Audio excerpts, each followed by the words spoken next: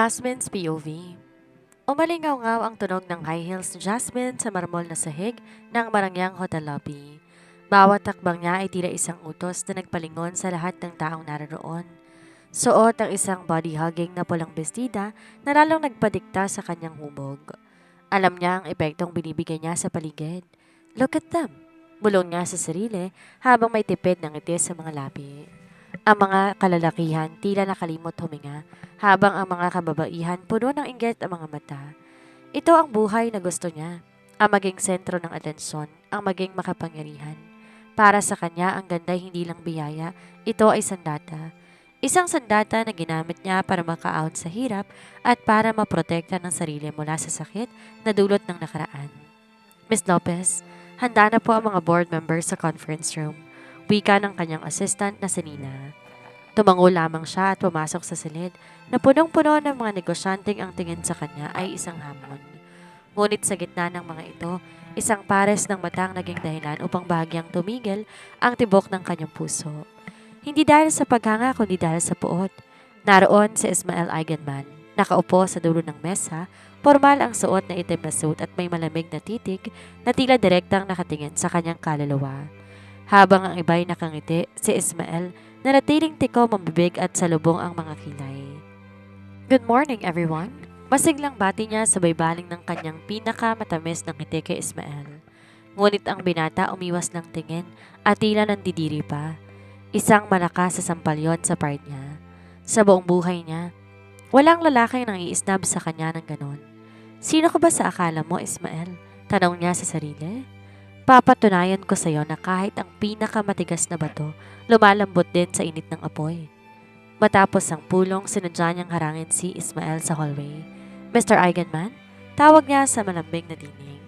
Tila hindi nasisiyahan sa presensya nito kanina. May problema ba tayo? Tumigil ang binata at dahan-dahang umarap sa kanya. Ang tangkad nito ay sapat na para makaramdam ng intimidasyon ang sinumang babae, pero hindi si Jasmine. Wala tayong problema, Miss Lopez. Malamig na sagot nito. Ang problema ko yung mga taong gumagamit ng panlabas na anyo para pagtakpan ng bulok na pagkatao. Kaagad nawala ang ngiti sa mga labi niya. Anong ibig mong sabihin? Lumapit si Ismael ng bahagya. Huwag kang masyadong kampante, Jasmine. Alam ko kung sino ka talaga bago ka naging Diyosa. Alam ko ang nangyari 10 taon nang nakakaraan sa probinsya ninyo. Natigilan siya sa narinig. Ang kanyang mga kamay nagsimulang manginig, ngunit agad niyang kinubli iyon. Hindi ko alam ang sinasabi mo, matapang niyang sagot. Kahit ang totoo gusto niya nang tumakbo palayo. Isang mapait na ngiti ang sumilay sa mga labi ng binata. Talaga? Siguro kailangan kong paalalahanan ka sa sunod nating pagkikita. Sa ngayon, gawin mong lahat na ipapagawa ko sa iyo kung ayaw mong lumabas ang katotohanan. Tinalikuran siya ni Ismael. Iniwan siyang nakatayo roon na puno ng galit at takot. Doon sumumpa siya. Hindi siya papayag na sirain ng lalaking ito ang lahat ng pinaghirapan niya. Kung laro ang gusto mo, Ismael, ibibigay ko sa iyong laro ng buhay mo. Nanatili siyang nakatayo sa gitna ng hallway habang mahigpit ang pagkakahawak sa kanyang mamahaling designer bag. Bawat salitang binitawan ni Ismael, tila mga palasong tumama sa kanyang puso. 10 taon. 10 taon niyang binuo ang katauhang Jasmine Lopez, ang babaeng walang bahid, ang babaeng tinitingala, ang babaeng hindi matitibag. Paano nalaman ng lalaking yon ang tungkol sa kabanata ng buhay niya na matagal niya nang sinunog at ibinaon sa limot? Hindi ako po pwedeng magpatalo. Bulong niya sa sarili. Mabilis siyang naglakad patungo sa parking lot. Kailangan niyang mag-isip, kailangan niyang bumawi. Kung hawak ni Ismael ang kanyang sekreto, kailangan ng hawakan niya ang puso nito. Dahil kapag ang isang lalaki baliw na sa pag-ibig, nagiging bulag at bingito sa anumang katotohanan, yon ang kanyang magiging alas. Kinabukasan, isang pagkakataon ang agad na kumatok. Isang charity gala ang gaganapin sa gabi at alam niya, naroon si Ismael dahil isa ang pamilya Eigenman sa mga pangunahing sponsors. Pinagandaan niya ang gabing iyon. Di lang siya basta maganda, kailangan niyang maging nakakasilaw. Isang itim na backless gown na gawa sa seda ang suot niya na tila dumadaloy sa kanyang balat na parang gatas. Ang kanyang buhok nakaayos sa isang elegant bun na naglalantad sa kanyang mahabang leeg at mamahaling diamanteng hikaw. Pagpasok niya sa ballroom, agad niyang nahanap ang target. Nakatayo si Ismael sa gilid ng bar. May hawak na baso ng scotch at tila hindi interesado sa ingay ng paligid. "Good evening, Mr. Eigenman." Malambing na bati niya habang dahan-dahang lumalapit. "Masyado ka namang seryoso para sa isang masayang gabi." Lumingon si Ismael. Saglit kumislap ang pagkagulat sa kanyang mga mata nang makita ang anyo ni Jasmine. Ngunit mabilis din tong napalitan ng dati niyang lamig. "Hindi ako narito para magsaya, Miss Lopez. Narito ako para sa obligasyon." Sagot nito sabay lagok ng alak. "Obligasyon? Ang formal mo naman." Tumawa siya ng mahina. "Bakit di mo subukang mag-relax? Baka sakaling makita mo na hindi naman ako ganun kasama gaya ng iniisip mo." Lumapit pa siya. Sapat na para sumagi ang kanyang braso sa tuxedo nito. "O baka naman, natatakot ka lang na kapag nakilala mo ko ng gusto, baka hindi mo na kayang panindigan ang galit mo sa akin." Tinitigan siya ni Ismael ng diretso sa mga mata. "Huwag mong gamitin ang luma mong taktika sa akin, Jasmine. Ang ganda mo epektibo sa mga lalaking mahinang loob, pero ako, nakikita kong nasa likod ng maskara mo." Ngumiti siya. Isang ngiting puno ng hamon. "Ganun ba? Kung ganun, bakit hindi mo ako isayaw? Isang sayaw lang. Patunayan mo sa akin na kaya mong manatiling matatag habang malapit ako sa'yo." Di nakasagot agad si Ismael. Isang hamon yon sa kanyang pagkalalaki. Nang tumugtog ang isang mabagal at sensual na musika, dahan-dahang nilahad ni Ismael ang kanyang kamay. "Fine, one dance. Pero wag mong iisiping bahagi ito ng iyong tagumpay." Nagtungo sila sa gitna ng dance floor. Nilagay ang kanyang mga braso sa leg ng binata habang ang mga kamay nito dahan-dahang humawak sa kanyang bewang. Ang bawat galaw nila puno ng kuryente. Ramdam niya ang tigas ng katawan ni Ismael, ang mabilis na tibok ng puso nito na tila sumasalungat sa malamig nitong pananalita. "Alam mo, Ismael," bulong niya habang dahan-dahang ginigiling ang katawan sa musika, "masyado kang maraming alam tungkol sa akin. Nakaka-flatter naman na nag-effort kang mag-imbestiga." "Di ko kailangan mag-imbestiga, Jasmine." Tugon ito sa malalim na boses. "Ang mga gaya mo hindi mahirap basahin. Ang mga sugat ng nakaraan hindi basta-basta natatakpan ng mamahaling make-up." Biglang hinigpitan ni Ismael ang kapit sa kanyang bewang, dahilan upang mapadikit ng gusto ang kanilang mga katawan. Nagtamang kanilang mga paningin. "Gusto mong malaman kung anong hawak ko?" Pagpapatuloy nito. "Hawak ko ang pangalan mo bago ka naging Jasmine. Ang pangalang Jessamine. At ang krimen na iniwan mo sa maliit ninyong bayan bago ka naglahong parang bula." Tila tumigil ang mundo niya. Ang pangalang yon, ang kaganapang yon. Anong gusto mong mangyari? Nauutal na tanong niya. "Simple lang," bulong na Ismael. "Simula bukas magtrabaho ka para sa akin.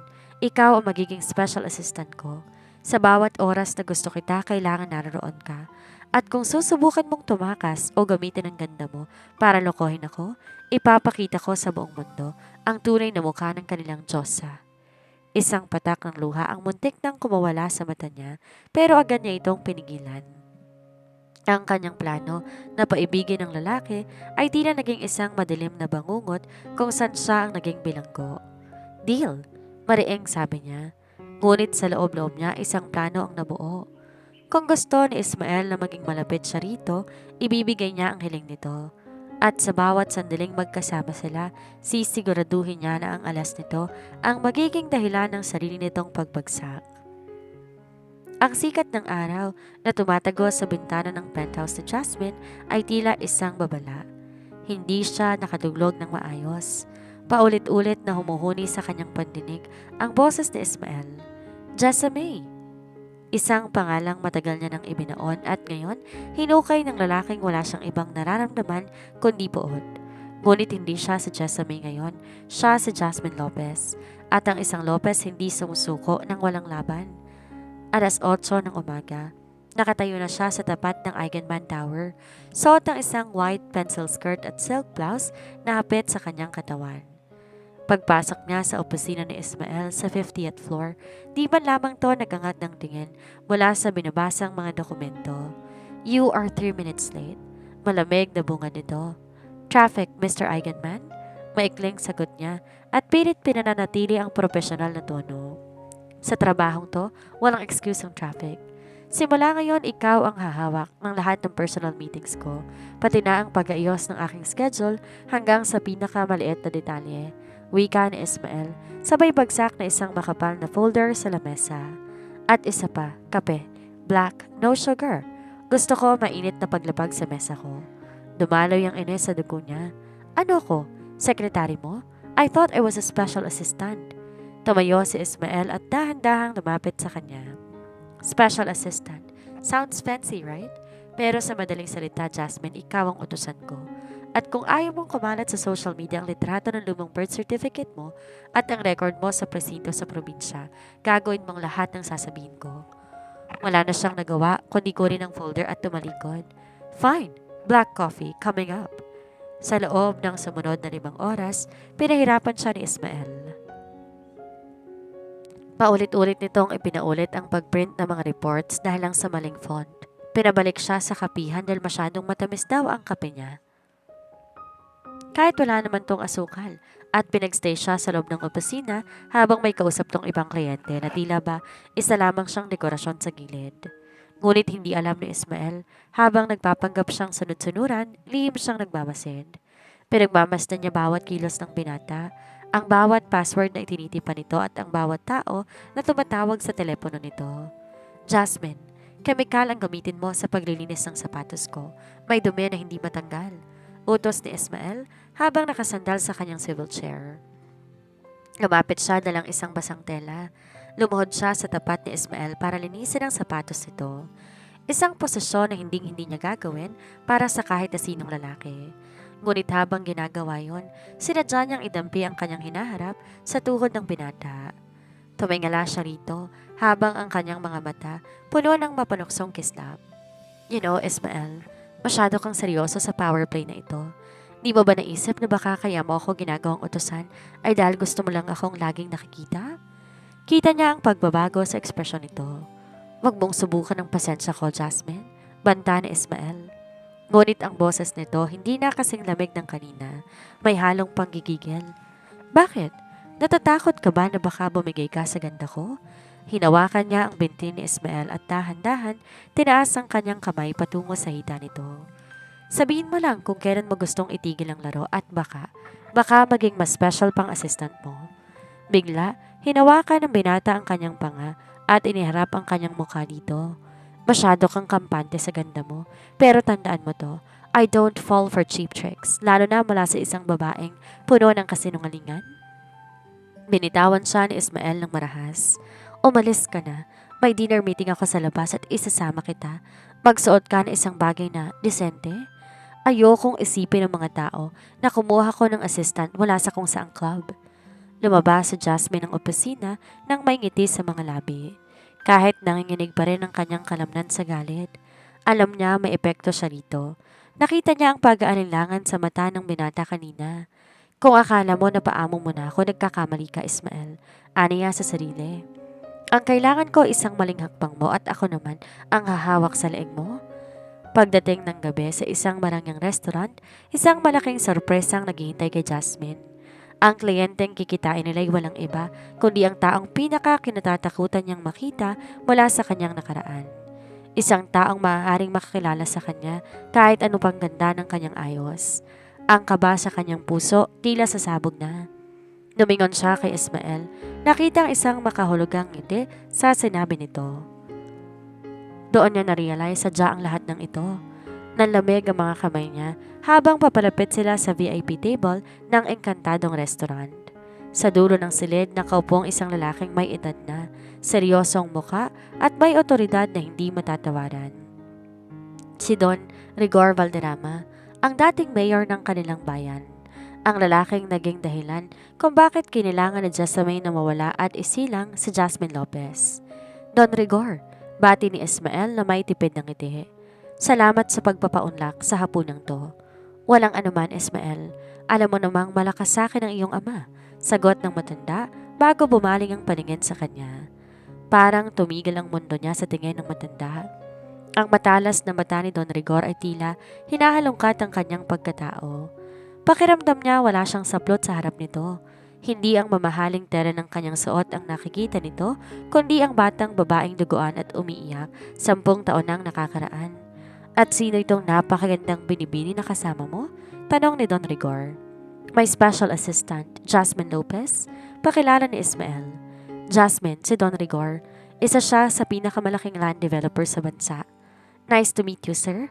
Halos pabulong na sabi niya. Nilahad niya ang kanyang kamay, nananalangin na sana hindi mapansin ng matanda ang panginginig noon. Tinitigan pa ng matanda ang kanyang kamay bago ito dahan-dahang tinanggap. Jasmine Lopez, napaka-pamilyar na iyong mukha. Para kang may kamukha sa isang bayan sa Quezon na dati kong pinamumunuan. Pero imposible dahil ang batang yon matagal nang nawala. Hinigpita na matanda ang hawak sa kamay niya. Is there a problem, Don Rigor? Tanong na Ismael. Ang boses ay puno ng kuryosidad na tila ba nag-e-enjoy sa eksena. Wala naman, iho. Masyado lang sigurong maganda si Miss Lopez kaya nakakapanibago. Binitawan ni Don Rigor ang kanyang kamay at sumenyas na maupo sila. Sa buong dinner, tila nakalutang siya. Bawat sulyap ng matanda ay isang babala. Alam niya. Alam nito kung sino siya at mas lalong alam ni Ismael na may tensong namamagitan sa kanila. So, Jasmine, biglang singit ng matanda ay isang babala. Alam niya.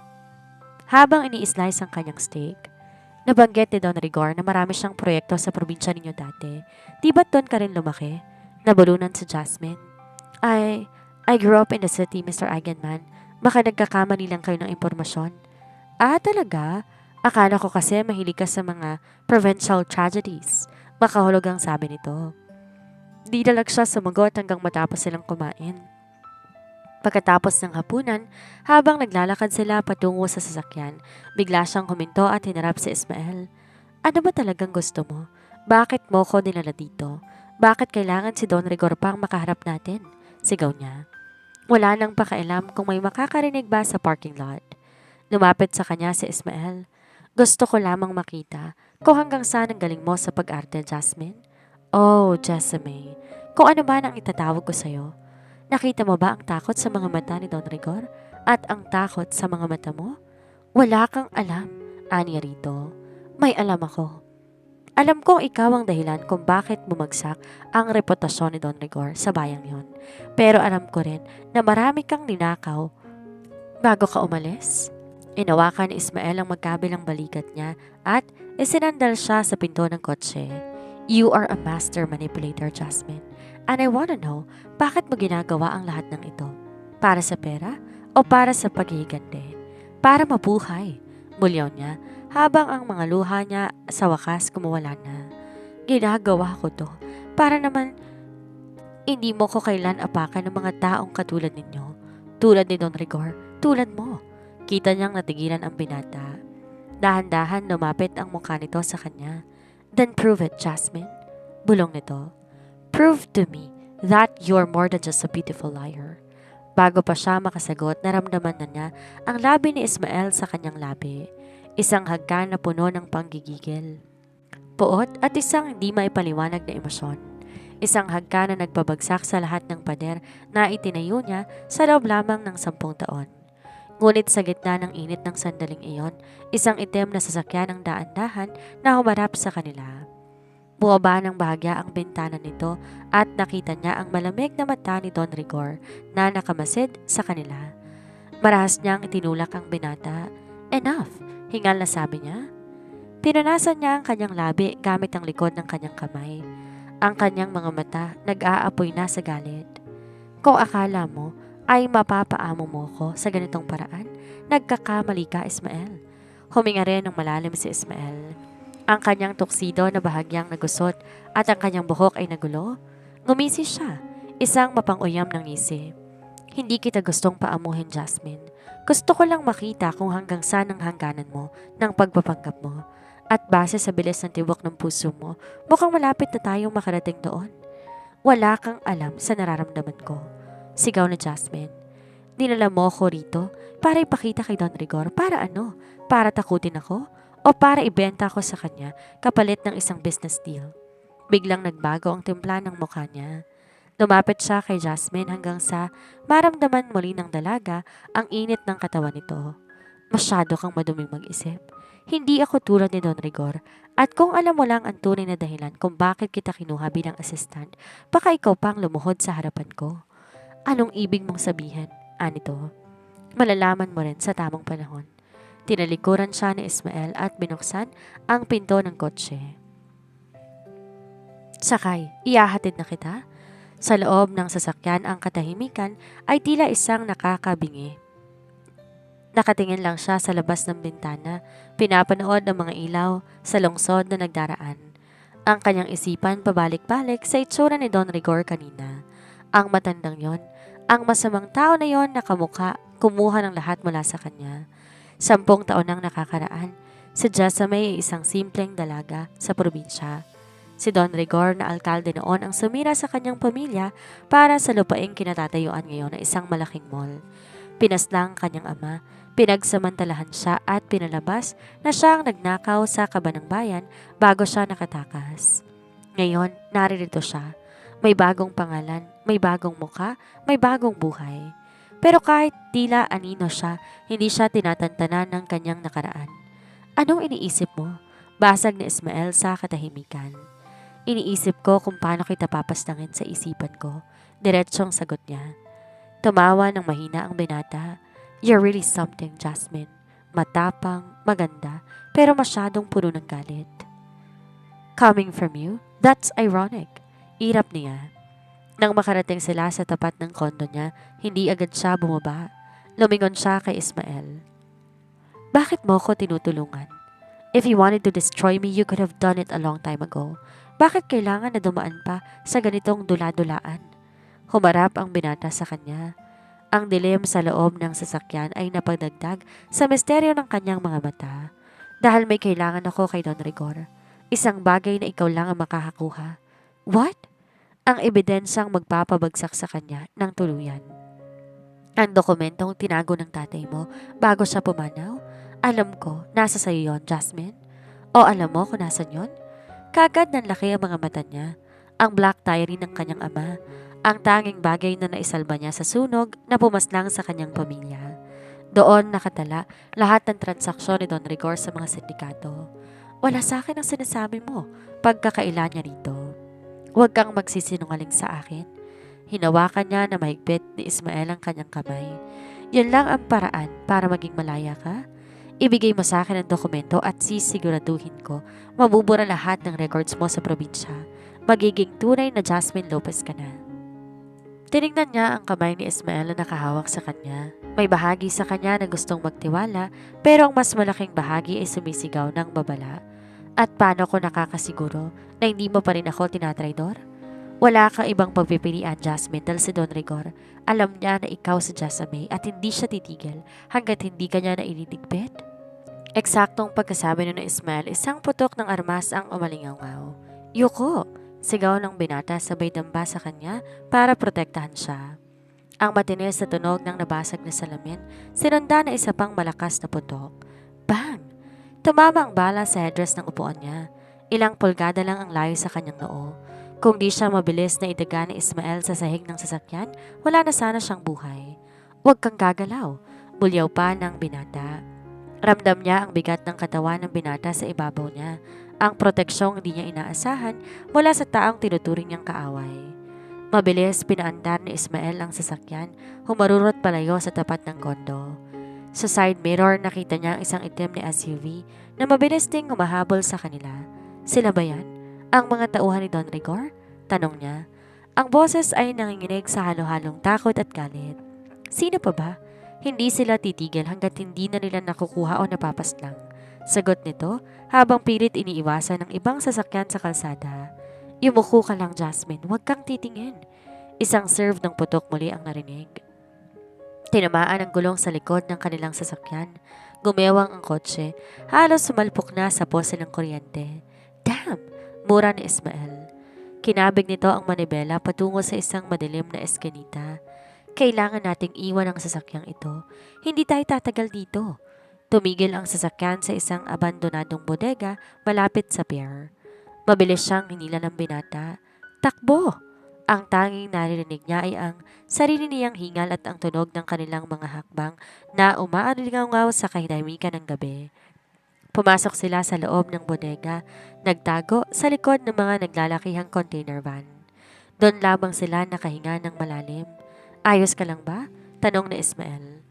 Hinawakan nito ang balikat niya at sinusuri kung may tama ba siya ng bala. I'm fine, hingal na sagot niya. Bakit mo ginagawa to, Ismael? Pwede mo naman akong iwan na lamang doon. Bakit mo itinataya ang buhay mo para sa akin? Tinitigan siya ni Ismael. Sa dilim, tangi ang mga mata nito ang nagbibigay ng liwanag. Sinabi ko na sa iyo, Jasmine, kailangan kita. At hindi lang dahil sa dokumento. Tumigal si Ismael.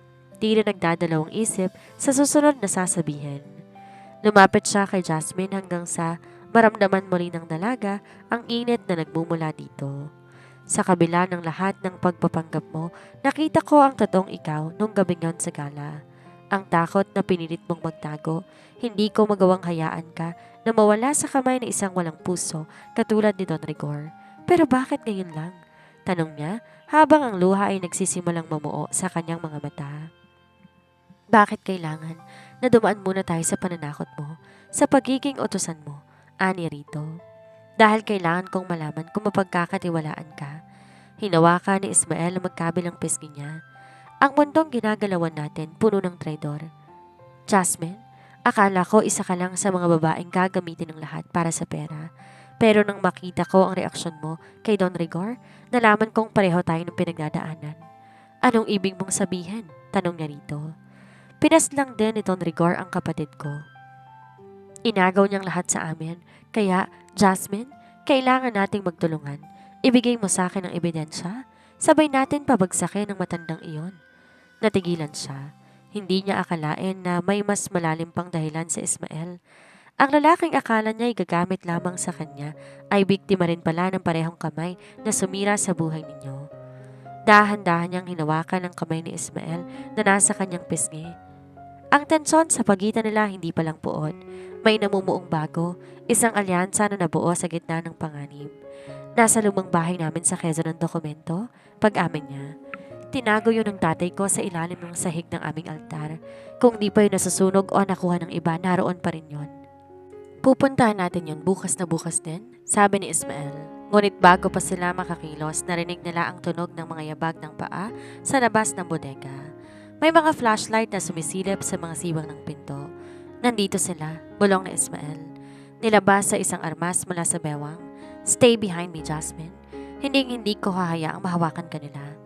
Sa gitna ng kadiliman at banta ng katapusan, naramdaman niya ang isang bagay na matagal niyang isinumpang di niya na mararamdaman muli. Ang pakiramdam niya na may nagpoprotekta sa kanya. I don't do love, paalala niya sa sarili. Pero sa sandaling yon, habang nakatingin sa likod ni Ismael, alam niyang ang pader na itinayo niya ay unti-unting nagkakaroon ng bitak.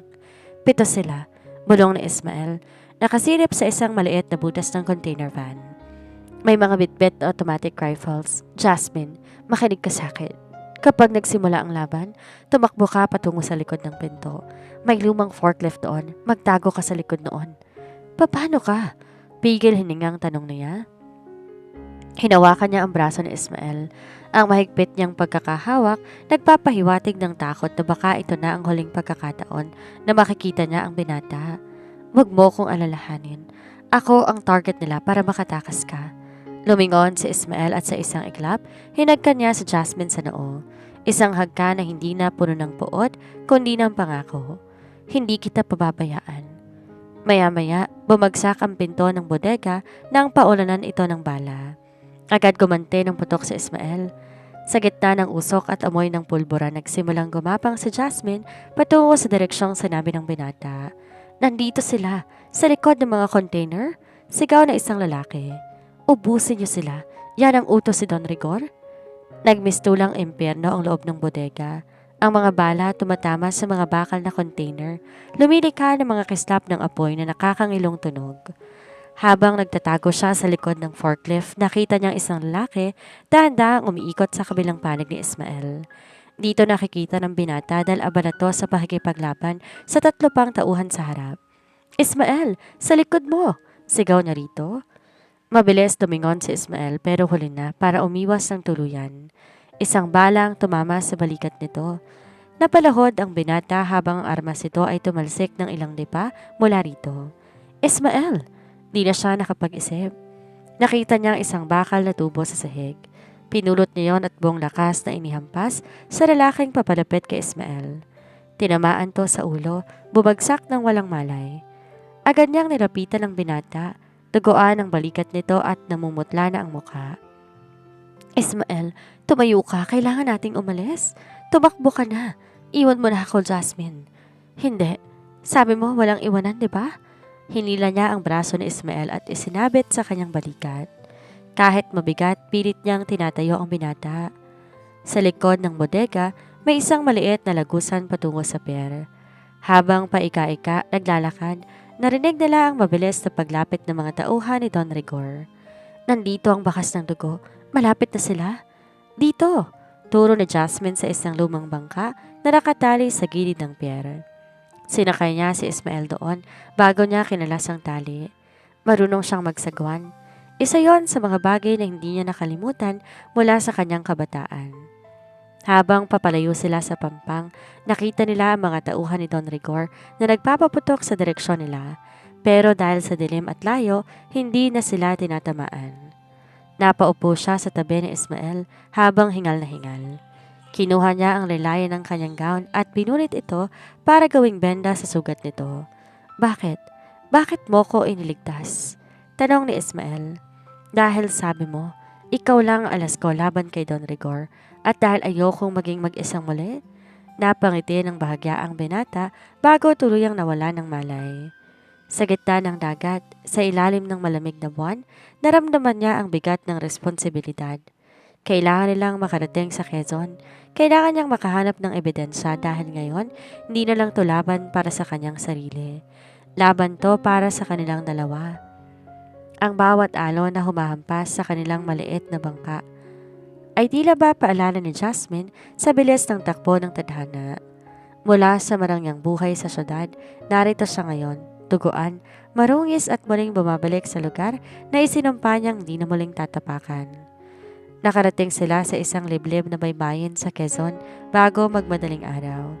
Sa tulong ng isang dating kakilala, nanatiling tapat sa kanyang ama, nakakuha siya ng isang lumang jeep na magdadala sa kanila sa paanan ng bundok kung saan matatagpuan ang kanilang dating tauhan. Si Ismael nananatiling walang malay. Ang kanyang hininga ay mababaw at ang lagnat ay nagsisimulang sumalakay sa kanyang katawan dahil sa impeksyon ng sugat. Huwag kang bibitaw, Ismael, bulong niya habang pinupunasan ng pawis sa noon ng binata. Malapit na tayo. Pagdating nila sa lumang bahay, halos hindi niya na makilala ang lugar. Ang dating masayang tahanan, isa na ngayong kalansay ng kahoy at bato. Sinakop na ng mga baging at ng damo. Ngunit sa gitna ng pagkawasak, nanatiling nakatayo ang sementadong bahagi ng kanilang altar.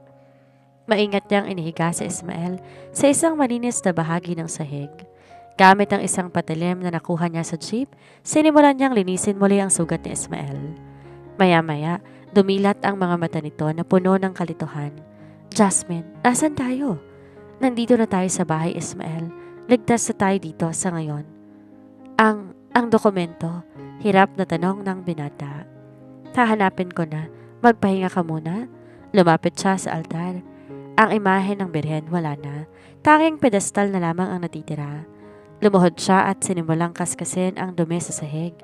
Gamit ang isang bakal na kagamitan, pinawersa niyang buksan ang isang bahagi ng semento. Matapos ang ilang minutong pagpupursige, isang maliit na espasyong bumukas. Doon, nakabalot sa isang plastic na itim, ang isang lumang notebook, ang black diary ng kanyang ama.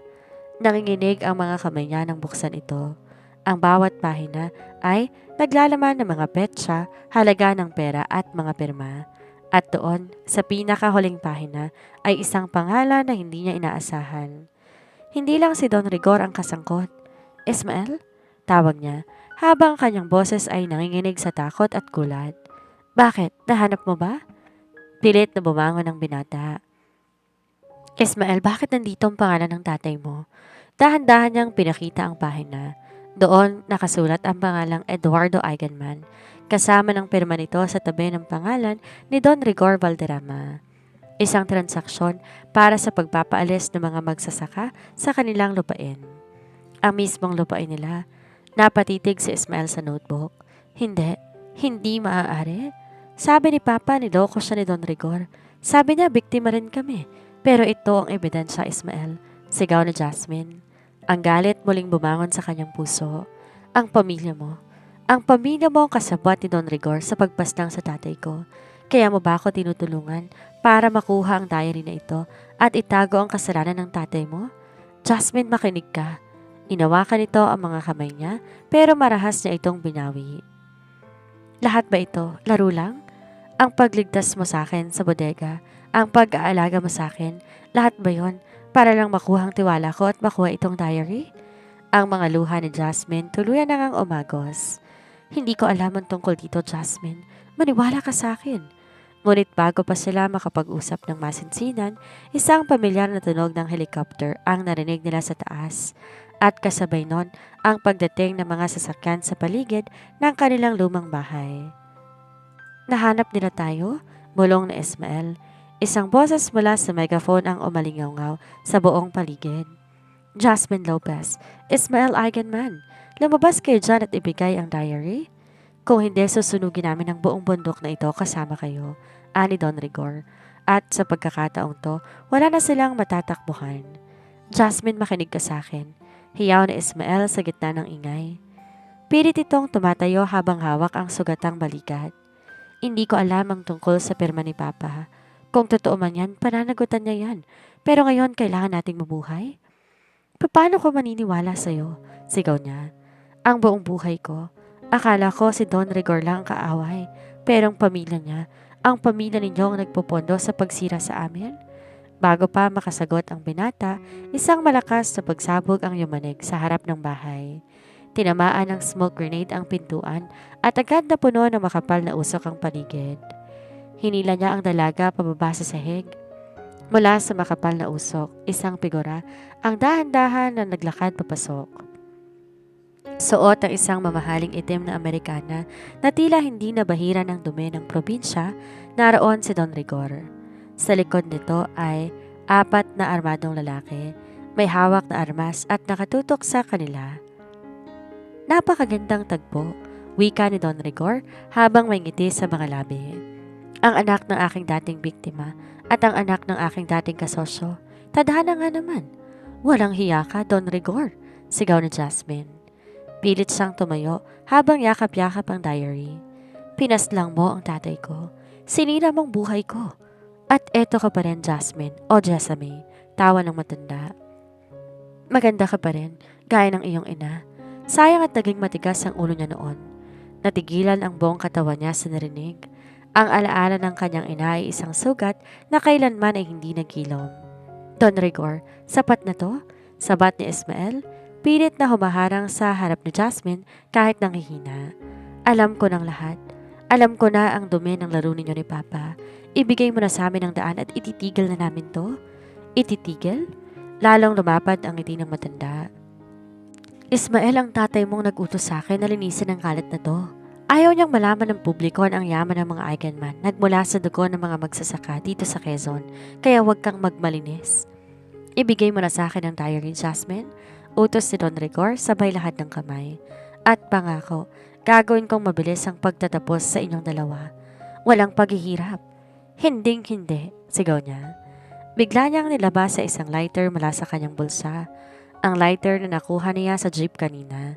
Isang hakbang pa, Don Rigor, at susunugin ko ang diary nito. Walang matitirang ebidensya. Mawawala lahat ng pinakaiingatan ninyo. Kita niyang natigilan ang tauhan ng matanda.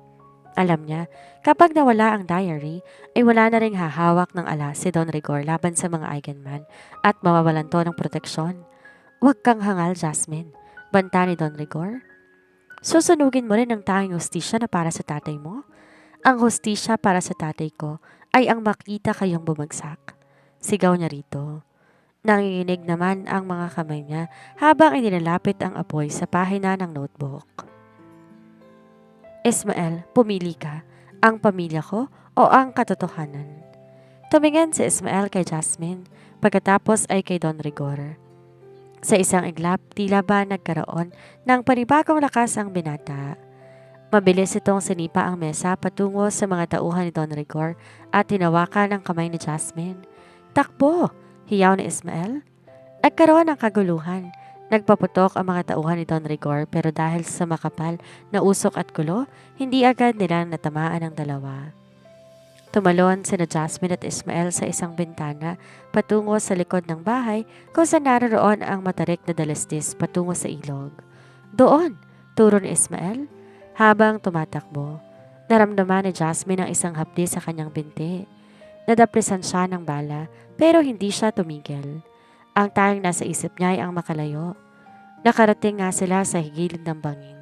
Sa ibaba ay ang ramaragasang tubig ng ilog. Jasmine, kailangan nating tumalon? Anito. Pero di ako marunong lumangoy sa gantong kalakas na agos. Takot na sabi niya. Nandito ako. Awakan mo ang kamay ko at huwag kang bibitaw. Sa likuran nila lumitaw na si Don Rigor at ang kanyang mga tauhan. Wala na kayong mapupuntahan? Tinitigan niya si Ismael. Sa gitna ng lahat ng pagdududa, sa gitna ng katotohanan ang pamilya nito ang sumira sa kanya, ay nakita niya sa mata ng binata ang wagas na pagsisisi at ang pagnanais na itamang lahat. Sige, bulong niya. Sabay tayo. Mahigpit na pinag-isang muli ang kanilang mga kamay at sa huling pagkakataon, bago silang tumalon, hinagka ni Ismael ang kamay niya. I love you, Jasmine. Kahit na kasalanan ito, at sabay silang nawala sa madilim at malamig na yakap ng ilog, habang ang putok ng mga armas ay umuulan sa itaas nila.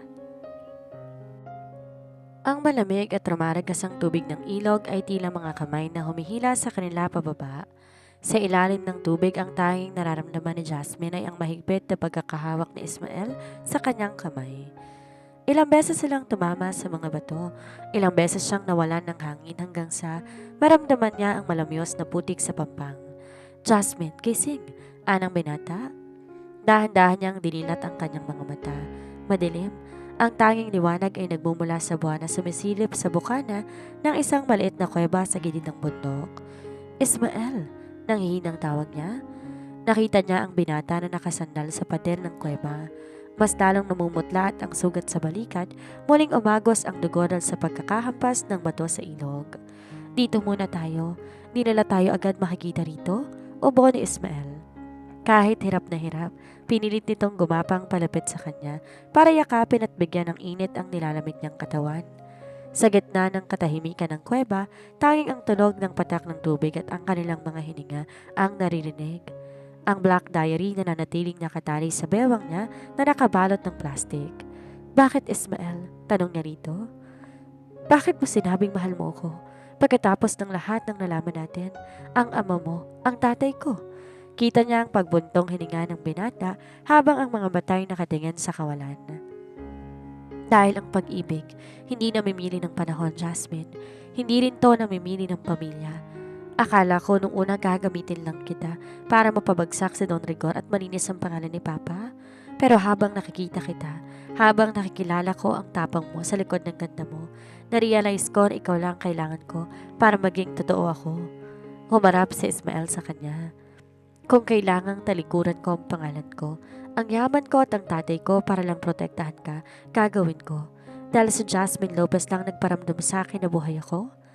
Di siya nakasagot sa sinabi ng binata. Ang kanyang puso na dati parang bato, tila unti-unting natutunaw. Ngunit sa gitna ng emosyong yon, isang alaala ang biglang pumasok sa kanyang isip. Ang huling pahina ng diary, di lang pangalan ng tatay ni Ismael ang nandoon. May hindi ka pa alam, Ismael? Nilabas niya ang diary at binuksan na isang nakatagong bulsa sa likod ng cover. May isang lumang litrato doon. Isang litrato na isang sanggol na may kakaibang birthmark sa kanang balikat. Isang hugis bituin. Ano yan? Tanong nito. Ito ang dahilan kung bakit hindi ako pinaslang ni Don Rigor 10 taon ang nakakaraan. Dahan-dahan niyang ibinaba ang suot na blusa sa kanyang kanang balikat. Doon, kumikinang sa ilalim ng liwanag ng buwan ay ang eksaktong birthmark na nasa litrato. Di ako tunay na anak ni Mang Jose Ismael. Ang tatay ko, ang tunay na tatay ko ay Hindi niya matapos ang kanyang sasabihin dahil sa tindi ng emosyon. Sino, Jasmine? Si Don Rigor Valderrama. Tila tumigil ang pag-ikot ng mundo sa loob ng kuweba. Ang katahimikan naging nakabibingi. Kaya pala nalaman niyang tungkol sa akin. Hindi dahil sa investigasyon kundi dahil sa dugo. Patuloy niya habang ang mga luhay muling pumatak. Inampon lang ako ni Mang Jose matapos akong iwan ng nanay ko sa kanila dahil sa takot kay Don Rigor. Kaya pala gano'n na lang ang puot ng matandang yun sa amin dahil ako ang buhay na ebidensya ng kanyang pinakamalaking pagkakamali.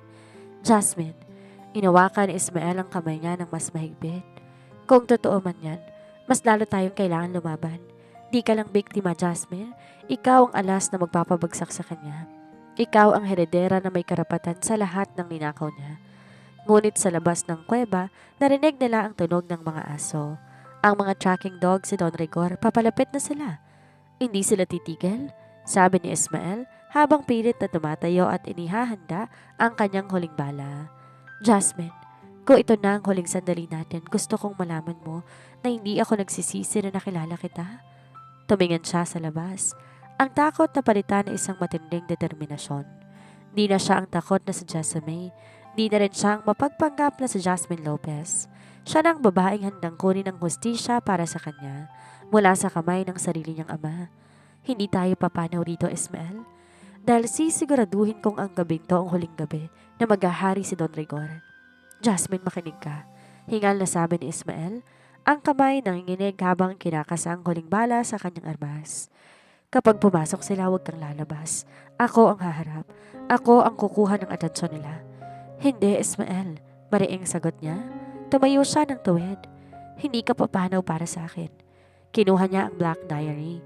Binuksan niya to sa pahinang may litrato ng sanggol at ang lagda ni Don Rigor sa isang lihim na dokumento ng pagkilala na nakasingit sa likod ng pabalad. Ito ang proteksyon ko, bulong niya. Labas! Alam naming nandyan kayo? Ang boses ni Don Rigor ay umalingaw-ngaw sa buong kuweba. Huwag niyo nang ubusin ang pasensya ko, Jasmine at Ismael. Dahan-dahan siyang lumakad patungo sa bukana ng kuweba. Humarang ang binata pero marahan niya itong tinulak papalayo. Magtiwala ka sa akin, Ismael. Gaya ng pagtitiwala ko sa iyo sa ilog. Paglabas niya, sinilubong siya na nakakasilaw na liwanag ng mga flashlight. 6 na armadong lalaki ang agad na nag-angat ng kanilang mga armas, nakatutok sa kanyang dibdib. Sa gitna nila, nakatayo si Don Rigor, may hawak na tungkod at may isang mapait na ngiti. Ito na ang aking munting ibon, tawa ng matanda. Nasaan ang iyong tagapagtanggol? Iniwan ka na ba ni Ismael? Wala rito si Ismael, pagsisinungaling niya rito. Nasa kabilang dulo na siya ng bundok at dala ang diary. Pero bago mo pa ako ipapaslang, Don Rigor, gusto ko munang itanong to sa'yo. Pinakita niya ang lumang litrato. Ang liwanag ng flashlight tumama sa mukha ng sanggol. Nakita niya ang biglang pagbabago sa anyo ni Don Rigor. Ang mapaloyang ngiti ay napalitan ng isang hilaw na gulat. Saan mo nakuha yan? Nauutal na tanong ng matanda. Nasa akin ang lahat, tay. May diin ang pagkakasabi niya sa huling salita. Isang salita na tila lason sa kanyang bibig. Alam ko na kung sino ko. Alam ko kung bakit mo ako gustong mawala. Hindi dahil sa nagnakaw ako, kundi dahil natatakot kang malaman ng asawa mo at ng mga botante mo na may anak ka sa labas sa isang hamak na magsasaka.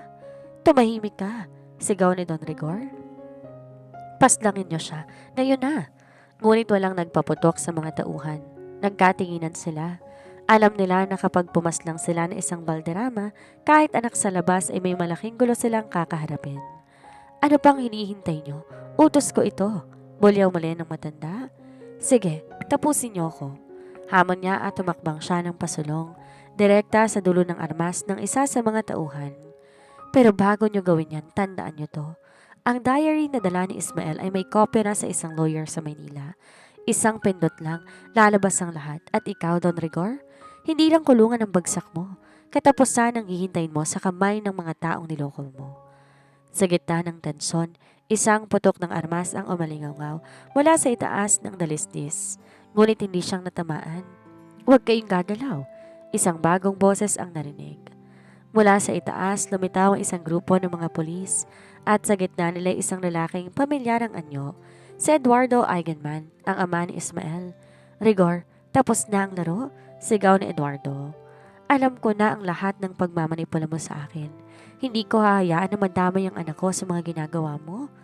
Nagkagulo na at sinubukan ni Don Rigor na agawin ang armas ng kanyang tauhan para asentahin siya. Ngunit mabilis na lumabas si Ismael mula sa kuweba at dinaluhong ang matanda. Nagpambuno ang dalawa sa gilid ng bangin. Ismael, wag! Sigaw niya rito. Sa gitna ng pagbubuno, isang putok muli ang narinig. Nakita niya si Ismael na paatras habang hawak ang kanyang tiyan. At si Don Rigor may hawak na maliit na derringer na nakatago pala sa bulsa. At tumatawa na para bang baliw. Walang makakakuha ng yaman ko. Walang makakakuha ng kapangyarihan ko. Sigaw ni Don Rigor bago ito umalis sa sinunggaban ng mga pulis. Tumakbo siya patungo sa binata na dahan-dahang bumagsak sa lupa. Ismael, hindi. Huwag kang pipikit. Sa gitna ng kaguluhan at ng pag-aresto kay Don Rigor, ang tanging nakikita niya ay ang mga mata ni Ismael na unti-unting nawawalan ng liwanag. Jasmine, ang diary, bulong nito. Huwag mo nang isipin yan. Mabubuhay ka, Ismael, please. Huwag mo kong iiwan, hagulhol niya. Lumingon siya sa kanyang tunay na ama na pilit isinasakay sa patrol car. Ang puot sa kanyang mga matay sapat na para sunugin ang buong mundo. Ngunit ang mas masakit ay ang hapdi sa kanyang puso para sa lalaking nagtanggol sa kanya hanggang sa huling hininga nito. Ang puti at malamig na pasilyo ng ospital ay tila isang walang katapusang lagusan ng takot. Umalingaw-ngaw ang tunog ng monitor mula sa loob ng intensive care unit. Bawat tibok ay tila orasan na nagbibilang ng natitirang sandali ni Ismael. Sa tabi niya nakaupo si Don Eduardo, ang lalaking dati tinuturing niyang kaaway, ngayon katuwang niya sa isang panalangin. Hindi ko alam na aabot sa ganito, Jasmine, basag ni Eduardo sa katahimikan. Pinaniwala ko ni Rigor na ang pamilya niyo ang nagtangkang pamaslang sa asawa ko noon. Ginamit niya ang galit ko para makuha ang pirma ko sa mga dokumentong yon. Hindi lumingon si Jasmine. Ang galit ay isang lason, Mr. Eigenman, at hinayaan nating lasunin tayo ni Don Rigor sa loob ng 10 taon. Maya-maya, biglang bumukas ang pinto ng ICU. Lumabas sa isang doktor na bakas ang pagod sa mukha. Agad silang lumayo. Doc, kamusta ang anak ko? Tanong ni Eduardo. Stable na siya, pero critical pa rin ang lagay niya. Madaming nawalang dugo. Sa ngayon, kailangan natin maghintay kung kailan siya magigising. The next 24 hours are crucial. Nakahinga siya ng maayos, pero alam niyang di pa tapos ang laban.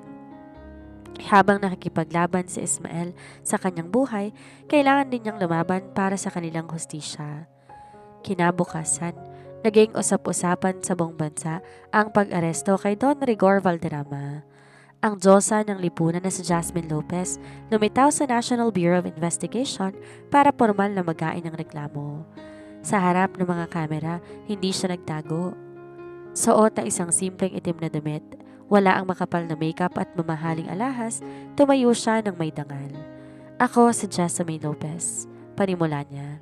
Anak ni Jose Lopez, ang magsasakang pinaslang 10 taon na ang nakararaan.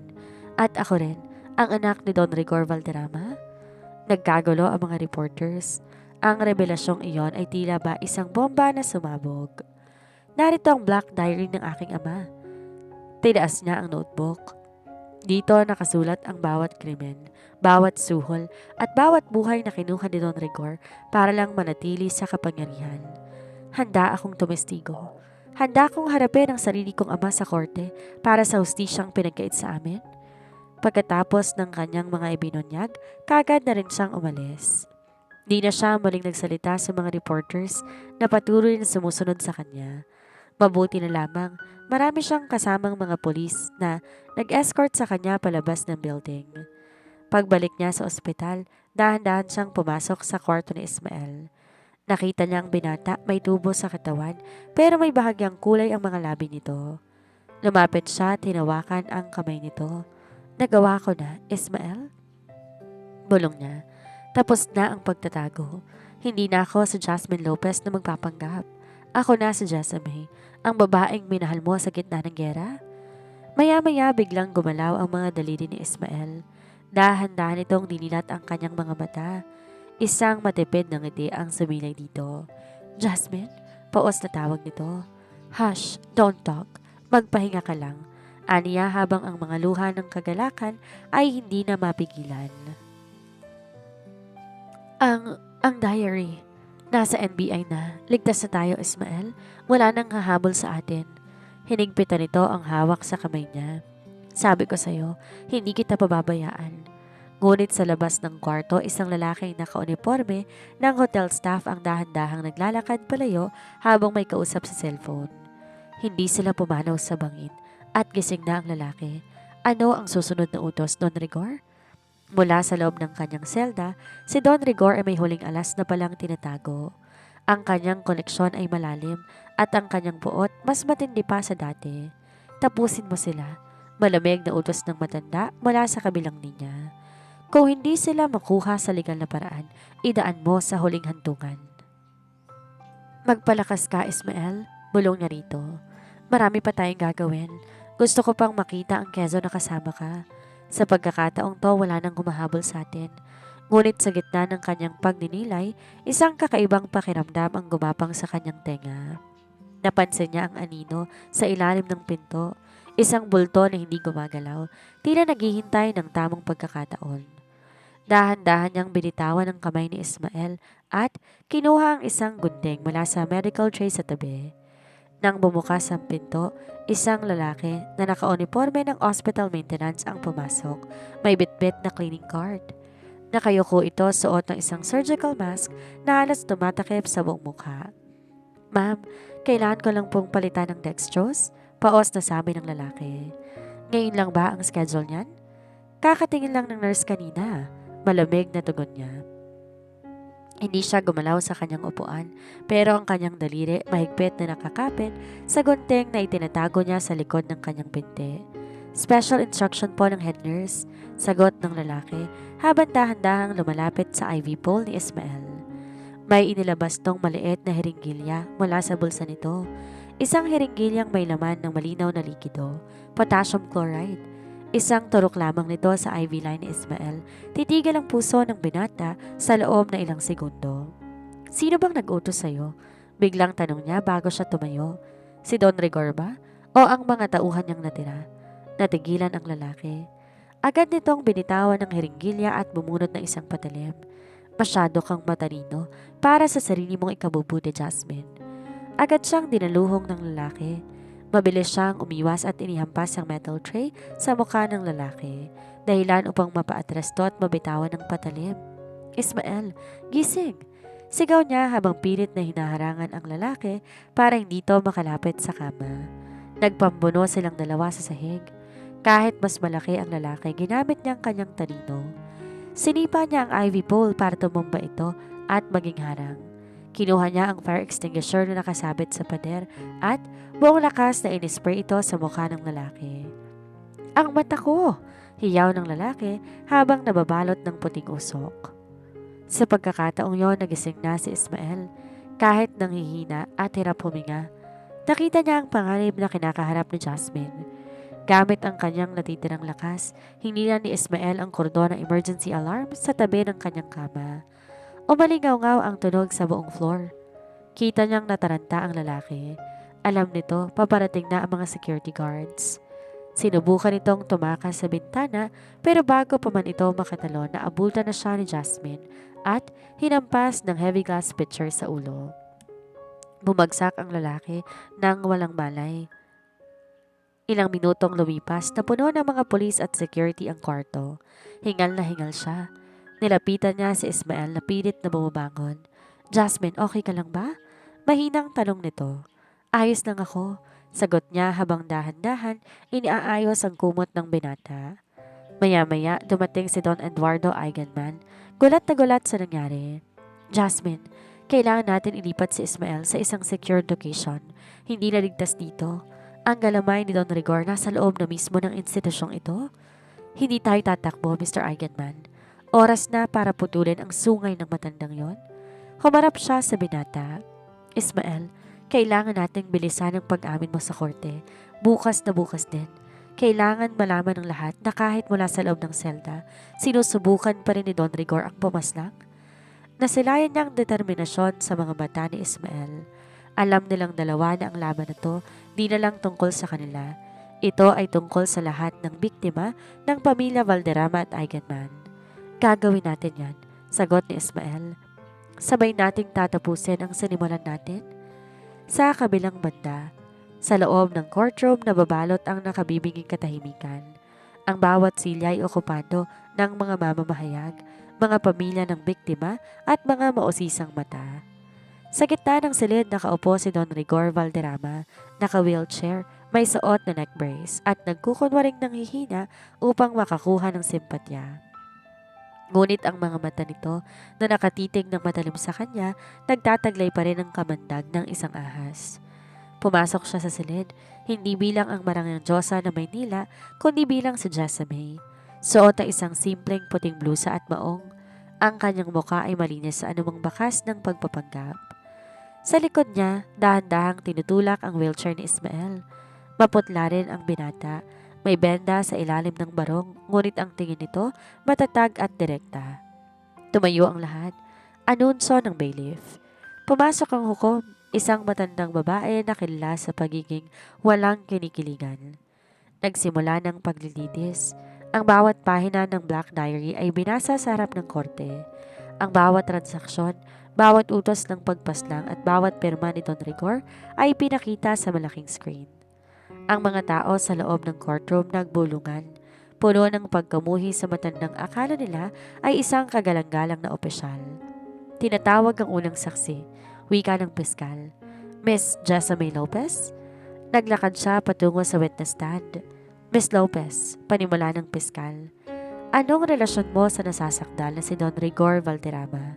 Tumingin siya ng diretsyo sa matanda. 10 taon ko siyang itinuring na demonyong pumaslang sa aking pamilya. Ngunit kamakailan lang nalaman kong ang mas masakit na katotohanan. Siya ang aking biological na ama. Nagkagulo ang mga tao at sa kabila niyan, handa ka bang tumestigo laban sa kanya? Opo, walang pag-aalilangan sagot niya. Dahil ang dugo, hindi lisensya para pumaslang at magnakaw. Ang tatay ko, ang lalaking nagpalaki sa akin, si Jose Lopez, ay pinaslang ni Don Rigor dahil sa sakim at lupa sa kapangyarihan. Wala akong ama sa silid na ito. Ang nakikita ko lang, isang kriminal na dapat nang mabulok sa kulungan. Sumunod na tumestigo si Ismael. Kahit hirap magsalita, malinaw ang bawat kataga niya. Inamin niya ang pagkakasangkot ng sariling amang sa Eduardo. Sa ilalim ng manipulasyon ni Don Rigor, nilahad niya ang pagtatangka sa kanilang buhay sa loob ng ospital. Your Honor, wika ni Ismael habang nakatingin kay Don Rigor. Ang lalaking yan hindi lang pumaslang ng tao. Pinaslang niya ang kinabukasan isang buong bayad sa Quezon. Ginamit niyang bawat isa sa amin para sa kanyang pansariling interes. Hinihiling ko ang pinakamabigat na parusa. Biglang tumayo si Don Rigor mula sa kanyang wheelchair. Nakalimutan ang pagpapanggap na mahina ito. Mga sinungaling! Pinakain ko kayo. Binigyan ko kayo ng lahat. Jasmine, anak kita. Paano mo ito nagagawa sa akin? Anak! Lumapit si Jasmine sa rehas na naghihiwalay sa kanila. Ang isang ama, hindi nag-uutos na paslangin ang sarili niyang anak sa loob ng isang kuweba. Ang isang ama hindi nagtatangka na lasunin ng lalaking mahal ng kanyang anak sa loob ng ospital. Wala kang anak, Rigor. Meron ka lang biktima na natutong lumaban. Sa gitna ng tensyon, biglang bumukas ang pinto ng courtroom. Pumasok ang isang polis na may dalang isang folder. May bagong ebidensya. Ang lalaking nahuli sa ospital umamin na. Sinabi nito kung sino nag-abot ng pera, saan galing ang pondo at ang listahan ng iba pang mga tauhan ni Don Rigor na aktibo pa rin. Nang marinig yon ng matanda, unti-unti itong napaupong muli. Ang mukha nito ay nawala ng kulay. Ang binuo nito sa loob ng 3 dekada ay gumuho sa loob lamang ng ilang oras. Ang korte nagpapataw ng hatol. Wika ng hukom, pagkalipas ng mahabang deliberasyon. Don Rigor Valderrama, napatunayan kang guilty sa kasong multiple murder, plunder at frustrated murder. Ikaw ay hinahatulan ng habang buhay na pagkakabilanggo ng walang posibilidad ng parol. Naghiyawan ng mga tao. Si Jasmine ay napaupo sa kanyang upuan, tila nabunutan ng isang malaking tinik sa kanyang puso. Naramdaman niya ang kamay ni Ismael na humawak sa kanyang balikat. Tapos na, Jasmine, bulong nito. Malaya na tayo. Tumingin siya kay Don Rigor habang pinoposasan to at nilalabas ng mga pulis. Sa huling sandali, lumingon to sa kanya habang may luha sa mga mata, ngunit hindi niya na ito pinansin. Sa wakas, ang Diyosa ay nakakuha ng tunay na korona, ang korona ng katotohanan. Isang buwan ng mabilis lumipas matapos ang makasaysayang hatol ng korte. Ang ingay ng mga balita ay unti-unti nang humuhupa, pinalitan ng katahimikan ng pag-ilom. Ngunit para kay Jasmine, ang tunay na pagsubok ay hindi pagpapakulong kay Don Rigor, kundi ang pagharap sa bagong bukas nang wala ang maskara ng pagiging Diyosa. Nakatayo siya ngayon sa harap ng puntod ni Namang Jose at Aling Rosa sa Quezon. Kasama niya si Ismael na kahit may tungkod pa ay bakas ng sigla sa mukha. Tay, Nay, nakuha na natin ang hustisya, bulong niya habang inilalatag ang mga puting bulaklak. Hindi na ako tatakas, hindi na ako matatakot at higit sa lahat, hindi na ako mag-iisa. Lumingon siya kay Ismael na tahimik na nakatitig sa kanya. Sa gitna ng lunti ang bukid at asul na langit, naramdaman niya ang isang uri ng kaligayahan na hindi nabibili ng anumang yaman. Ano nang plano mo ngayon, Jessa? Tanong ni Ismael. Ginagamit ang tunay niyang pangalan na ngayon, ipinagmamalaki na niya. Gusto kong itayo muli ang farm na ito, sagot niya rito. Gagamitin ko ang bahagi ng mana na nakuha ko mula sa mga balderrama para tulungan ng mga magsasaka dito. Gusto kong ibalik ang dangal ng lupaing ito na kinuha ni Don Rigor. Matapang na plano. Kita niya ngumiti si Ismael. Lumapit to at hinawakan ang kamay niya. At kung papayag ka, gusto kong manatili ka sa tabi mo. Iniwan ko ang posisyon sa kumpanya ni Papa. Gusto kong magsimula ng bago, isang buhay na walang kasinungalingan. Bakit, Ismael? Sanay ka sa luho. Baka magsawa ka rito. Magsasawa ko sa kahit anong lugar. Wag lang sa'yo. Seryosong sagot ng binata. Inawakan niya ang magkabilang pisngi ni Jasmine. Hindi ka mahina dahil nagmahal ka, Jasmine. Mas naging matapang ka pa dahil doon. Dahan-dahang nilapit ni Ismael ang kanyang muka sa muka ni Jasmine. Sa ilalim ng matandang puno ng nara, kung saan nagsimula lahat ng pangarap ni Jessamy, muling nagtagpo ang kanilang mga labi. Ngunit sa pagkakataong to, wala ng puot, wala ng laro, wala ng paghihigante. Isang hagkan ng pangako, isang hagkan ng panimula. Lumipas pa ang ilang taon, ang Lopez Eigenman Farm ay simbolo ng pag-asa sa Quezon. Ang dating Diyosa ng Maynila ay kilala na ngayon bilang ina ng mga magsasaka. Isang hapon, habang pinapanood ni Jasmine at Ismael ang paglubog ng araw mula sa beranda ng kanilang bagong bahay, lumapit ang kanilang munting anak na babae, si Megan. Mama, bakit palaging nakangiti si Papa kapag tinitingnan ka? Tanong ng bata. Natawa siya ng mahina at kinalong ang anak. Dahil ang papa mo, anak, ay isang lalaking hindi tinabla ng sumpa ng isang mapagpanggap na Diyosa. Dahil tinuruan niya akong tunay na kagandahan hindi nakikita sa salamin, kundi sa katapatan ng puso. Niyakap nila si Ismael mula sa likod. Ang hangin ng probinsya ay tila ba humahagpo sa kanilang mga balat. Isang pagbasbas sa pamilyang nabuo mula sa abo ng nakaraan. Ang Diyosa, di na kailangan ng korona dahil nahanap niya na ang kanyang kaharian sa bisig ng lalaking nagmahal sa kanya ng totoo. Aral ng kwento. Ang tunay na lakas na isang tao hindi nasusukat sa ganda, talino o kapangyarihan, kundi sa kakayahang magpatawad at tumanggap ng katotohanan. Ang pag-ibig ay hindi kahinaan. Ito ang sandata na kayang magpabagsak ng mga pader ng puot at magtayo ng tulay patungo sa tunay na hustisya. Ang nakaraan ay maaaring mag-iwan ng sugat, ngunit ang hinaharap ay laging bukas para sa mga taong matapang na pumipili ng tama sa kabila ng sakit. Dito na po nagtatapos ang kwento ni Jasmine at Ismael. Maraming salamat po sa lahat ng sumubaybay at nakinig sa aking munting kwento. Sana po patuloy niyo pa ring suportahan ang mga susunod kong istorya. Muli po, maraming salamat and keep safe everyone.